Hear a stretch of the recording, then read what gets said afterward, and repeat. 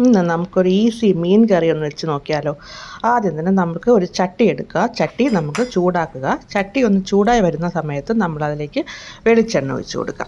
വെളിച്ചെണ്ണ അതിൻ്റെ പതയൊക്കെ ഒന്ന് മാറുന്ന വരയ്ക്ക് നമ്മളൊന്ന് വെയിറ്റ് ചെയ്ത് നോക്കുക.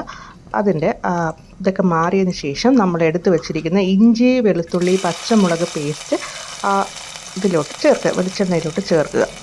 എന്നിട്ട് നമുക്ക് അതിന് ശേഷം അരിഞ്ഞു വെച്ചിരിക്കുന്ന കുഞ്ഞുള്ളിയും കറിവേപ്പിലയും കൂടി അതിലേക്ക് മിക്സിയിലിട്ട് ഇട്ട് കൊടുക്കുക. നമുക്കതിനെ നല്ലോണം ഒന്ന് സോട്ട് ചെയ്ത് കൊടുക്കാം. കാരണം ഈ പച്ചമുളകിൻ്റെയും ഈ വെളുത്തുള്ളിയുടെ ഇഞ്ചിയുടെയൊക്കെ ഒരു പച്ച മണം നമുക്ക് ഉണ്ടാവില്ല, നമുക്ക് ഇഷ്ടപ്പെട്ടില്ല. അപ്പോൾ അതൊന്ന് മാറണ്ടേ. അപ്പോൾ അതിനേക്ക് നമ്മളതിനെ നല്ലോണം ഒന്ന് സോട്ട് ചെയ്ത് കൊടുക്കുക. നല്ലോണം ഒന്ന് സോട്ട് ചെയ്ത് ആ പച്ച മണമൊക്കെ ഒന്ന് മാറുന്നൊരു സോട്ട് ചെയ്ത് കൊടുക്കുക. അതിപ്പോൾ നമ്മൾ ശ്രദ്ധിക്കേണ്ട കാര്യം, നമ്മൾ അടിയിൽ പിടിക്കാതെ, നമ്മൾ കരിഞ്ഞു പോകാതെ, ഈ ഉള്ളിയൊക്കെ ചിലപ്പോൾ കരിഞ്ഞു പോകും. അപ്പം അതുകൊണ്ട് നമ്മൾ നന്നായിട്ട് സോട്ട് ചെയ്യുമ്പോൾ ശ്രദ്ധിക്കുക. തീ കൂട്ടി വെച്ചിട്ട് ഒരുപാട് തീ കൂട്ടി വെച്ചിട്ട് ചെയ്യരുത്. അപ്പം നമ്മൾ അതിനൊന്ന് ശ്രദ്ധിക്കുക. അപ്പോൾ തുടക്കക്കാരോടാണ് ഞാൻ പറയുന്നത്. അപ്പം ഇത് നല്ലോണം ഒന്ന് ശ്രദ്ധിച്ച് വഴറ്റിയെടുക്കുക. അപ്പോൾ ഇതിൻ്റെ നിറം ഒന്ന് മാറി വരുന്ന സമയത്തേക്ക് നമ്മൾ അതിലേക്ക് കുറച്ച് മഞ്ഞൾപ്പൊടി നമുക്കിതിലേക്ക് ആഡ് ചെയ്ത് കൊടുക്കാം. ഇച്ചിരി മഞ്ഞൾപ്പൊടിയും കൂടി ഇട്ട് അതിൻ്റെ ആ പച്ച മണം കൂടി മാറുന്നത് വരെ നമുക്കിതിനെ ഒന്ന് ഇളക്കി കൊടുക്കുക.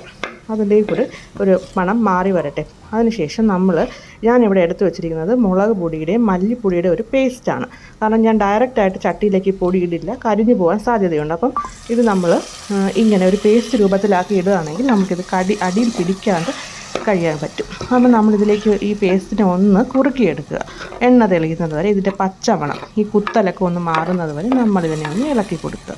അപ്പോൾ ഇത് പിടിച്ച് നല്ലോണം ആ അരപ്പൊക്കെ ഒന്ന് പിടിച്ച് ആ ഒരു എണ്ണ തെളിയുന്ന പാകം വരെ ഒന്ന് ഇളക്കുക. ആ പച്ചമണോ പച്ചക്കുത്തലും ഒക്കെ ഒന്ന് മാറട്ടെ.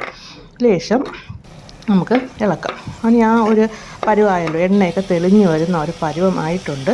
അതിലേക്ക് നമ്മൾ ഇത് ചേർക്കാൻ ഒരു ചെറുനാരങ്ങ വലുപ്പത്തിലുള്ള ഒരു പുളി പിഴിഞ്ഞ് വെച്ച വെള്ളം കൂടി നമ്മളിതിലേക്ക് ചേർത്ത് കൊടുക്കുക. എന്നിട്ട് നല്ലോണം ഒന്ന് ഇളക്കി യോജിപ്പിച്ച് കൊടുക്കുക. അതിനുശേഷം തിളയ്ക്കുന്ന ആ ഒരു മിശ്രിതത്തിലേക്ക് നമുക്ക് ആവശ്യത്തിനുള്ള വെള്ളവും കൂടി ഇട്ട് കൊടുക്കുക.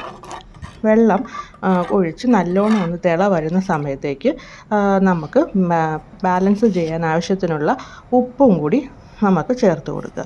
ഉപ്പിടുമ്പോൾ ഒരു ശകലം കൂടി മുന്നിലിട്ട് കൊടുക്കുക. കാരണം നമ്മൾ തിളച്ച് ആ മീനും കൂടെ ഇട്ട് വരുന്ന സമയത്ത് ആ ഉപ്പ് ബാലൻസ് ആയിക്കോളും.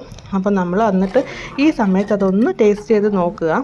അപ്പോൾ ആയിട്ടുണ്ട് ഉണ്ടെങ്കിൽ നമ്മൾ എന്ത് ചെയ്യുക, തിളച്ച് വരുന്ന സമയത്ത് ഈ മീനിനെയും കൂടി നമ്മൾ ആ സമയത്ത് ഈ മിശ്രിതത്തിലേക്ക് ഇട്ട് കൊടുക്കുക. അപ്പോൾ മീനിലേക്ക് അരപ്പൊക്കെ ഒന്ന് പിടിച്ച് എല്ലാ കഷ്ണങ്ങളിലും നല്ലോണം അരപ്പൊക്കെ ഇറങ്ങട്ടെ. അപ്പോൾ അതുവരേക്കും നമ്മൾ ഇതിനെ ഒന്ന് ചെറുതീയിൽ വേവിച്ചെടുക്കാം. അപ്പോൾ നല്ലോണം അതിന് ആ ചാറൊക്കെ ഒന്ന് തെളിഞ്ഞു വരുന്ന സമയത്ത് ഞാൻ അതിലേക്ക് കുറച്ച് ഉലുവാപ്പൊടിയും കറിവേപ്പിലയും കൂടെ ചേർത്ത് കൊടുക്കുന്നുണ്ട്.